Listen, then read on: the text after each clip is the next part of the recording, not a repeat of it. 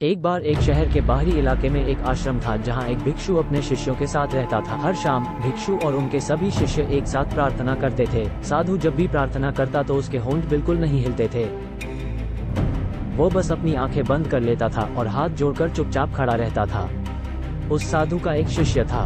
भी वो अपने गुरु को इस तरह प्रार्थना करते हुए देखता था तो उसके मन में एक सवाल उठता था। एक दिन जब वे सभी हमेशा की तरह शाम को प्रार्थना कर रहे थे तो गुरु चुपचाप बंद आंखों के साथ खड़े थे और अपने होठों को बिल्कुल नहीं हिला रहे थे। देखकर उनके शिष्य को जिज्ञासा हुई। वो खुद को रोक नहीं सका और अपने मालिक से पूछा। प्रार्थना के बाद शिष्य ने कहा, गुरु, जब भी हम प्रार्थना करते हैं हमारे होंठ हिलते हैं। हम अपनी प्रार्थनाओं को शब्दों में कहते हैं और उन शब्दों के माध्यम से हम भगवान से वो सब कुछ मांगते हैं जो हम चाहते हैं। लेकिन मैंने देखा है कि जब आप प्रार्थना करते हैं तो आपके होंठ कभी नहीं हिलते हैं। आप बस चुप रहें। आमतौर पर जब हम आंतरिक रूप से कुछ कहते हैं तब भी होठों पर हल्का कंपन होता है, बोलने का भाव हमारे चेहरे पर आता है। लेकिन जब मैं आपको प्रार्थना करते हुए देखता हूँ तो मैं इसे नहीं देख सकता। ऐसा क्यों है? क्या आप किसी चीज के लिए भगवान से प्रार्थना नहीं करते हैं? आपके होंठ क्यों नहीं हिलते? ये सुनकर साधु मुस्कुराया और बोला कि मेरे बेटे, मैं तुम्हें अपने जीवन की एक घटना के बारे में बताता हूँ। एक बार मैं राजधानी में रहा। दोपहर में जब मैं राजा के महल के पास से गुजर रहा था तो मैंने देखा कि राजा अपने महल के प्रवेश द्वार पर खड़ा था। तभी एक भिखारी राजा के सामने आकर खड़ा हो गया। उसका शरीर जीर्ण शीर्ण हो चुका था। उसके कपड़े पहने और फटे हुए थे। वो बहुत कमजोर था और कई दिनों से भूखा लग रहा था। ऐसा लग रहा था जैसे कमजोरी के कारण वो बेहोश हो जाएगा।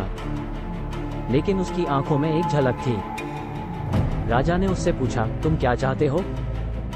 भिखारी ने जवाब दिया, सर, अगर आपके सामने खड़े होने से मेरी मांग का पता नहीं चलता है तो कुछ कहने की जरूरत नहीं है। कहने के लिए और क्या है? मैं आपके सामने खड़ा हूँ। मुझे देखो, मेरे देह को देखो। क्या मुझे कुछ कहने की जरूरत है? मेरा अस्तित्व ही मेरी प्रार्थना है। इसके बाद भिखारी चुप हो गया। राजा को अपनी गलती का एहसास हुआ। उन्होंने तुरंत अपने मंत्री को भिखारी के खाने के लिए भोजन की व्यवस्था करने का आदेश दिया। उसने भिखारी के लिए महंगे कपड़े, उसके रहने के लिए एक घर और अपनी आजीविका कमाने के लिए नौकरी का आदेश दिया। इतना कहकर गुरु ने अपने शिष्य की ओर देखा और कहा, बेटा, जरा सोचिए, अगर उस भिखारी ने राजा से भोजन मांगा होता तो उसे भोजन मिल जाता। लेकिन तब वो शायद उस जगह के करीब नहीं पहुंच पाते जहां रहने के लिए एक घर और अपनी आजीविका के लिए नौकरी होती। लेकिन उसने इसे राजा पर छोड़ दिया ताकि उसकी दलील देखकर राजा उसे वो दे जो वो उसे देना चाहता है। और जब राजा ने दिया तो उसने अपनी स्थिति के अनुसार दिया। उन्होंने न केवल उन्हें भोजन और महंगे कपड़े दिए बल्कि उन्हें रहने के लिए एक घर और अपनी आजीविका कमाने के लिए नौकरी भी दी। इस कहानी को बताने के बाद गुरु गंभीर हो गए और मेरे बेटे से कहा, इस घटना के बाद मैंने भगवान से कुछ भी मांगना बंद कर दिया है, क्योंकि वास्तव में भगवान से कुछ भी छिपा नहीं है। वो सब कुछ जानता है कि हम क्या चाहते हैं और हमारे लिए क्या सही है। यदि हम अपने सीमित मन से उससे कुछ मांगते हैं तो हम नुकसान में होंगे, और जब वो सर्वशक्तिमान पिता हमें अपनी तरफ से कुछ देता है तो वह हमें वो सब कुछ देगा जो हमें चाहिए। इसलिए हमें प्रार्थना करते समय भगवान से कुछ भी मांगने की आवश्यकता नहीं है। हमें बस इतना चाहिए कि हम सच्चे दिल से खुद को परमेश्वर के सामने समर्पित कर दें और चुप हो जाएं। यदि हम इस तरह से प्रार्थना करते हैं तो भगवान निश्चित रूप से हमारी प्रार्थना सुनेंगे और हमें वही देंगे जो वास्तव में हमारे लिए अच्छा है।